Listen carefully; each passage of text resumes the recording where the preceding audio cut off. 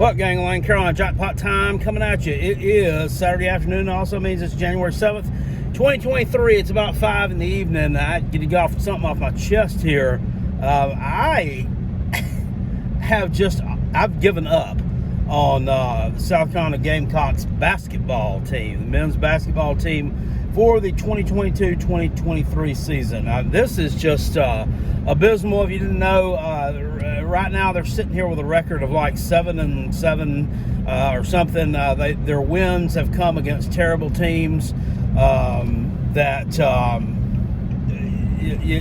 have mostly been squeakers. And right now they are in the process of getting their doo-doo absolutely pushed in by Tennessee 76-33 in the second half at home. And I get it, Tennessee is ranked number 8 in the country. I understand all that. But the Gamecocks went on the road on Wednesday to Vanderbilt, and they played a game that went down to the buzzer. And Vanderbilt took Mizzou, a ranked team, to the buzzer today. So one could say, well, I mean, Jackpot, maybe they're not that bad. Maybe just having a bad game. No, they're that bad. They're awful. I think this is probably, without a doubt, the worst South Carolina basketball team that I've seen since I started watching. And that was back in the very early 1980s. Can't shoot, can't play defense, can't force turnovers, can't do much of anything right. Freshman sensation G.G. Jackson, I guess, is the lone bright spot for the Gamecocks in what has been an absolutely doo-doo season, and is only going to we're only on January 7th. You got to play all the way to the beginning of March. There's no telling. They probably won't win a game the rest of the season. If they do, it'll be a pretty major upset, I think. I could definitely see them going 0-4 the SEC schedule, and probably be the first team in history to do that, I would think. I'd have to go back and look and see if anybody's ever went 0-4. Somebody might have went 0-4 back when you didn't play quite as many conference games, you have as many teams in there, but it's very likely to happen in Columbia, South Carolina this season. The bad thing about it is the head coach, Lamont Paris, it's not his fault. It's not this guy's fault. He was brought in. He was not the first choice for head coach.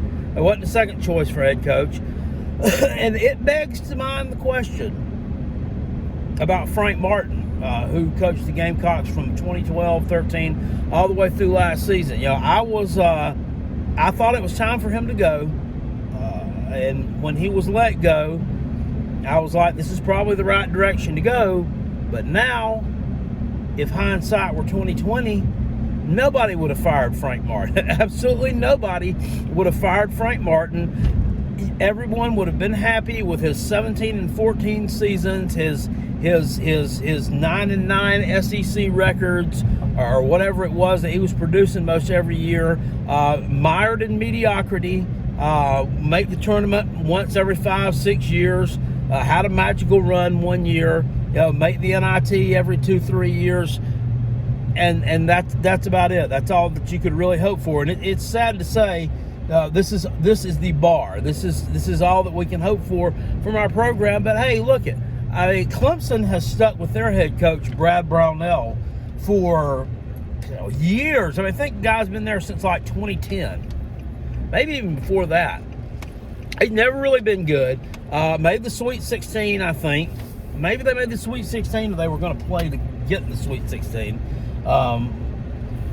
once. He's been to the tournament a couple of other times. But every Clemson fan, they keep clamoring for Brad Brownell. Fired him. They need to fire him. Blah, blah, blah, blah.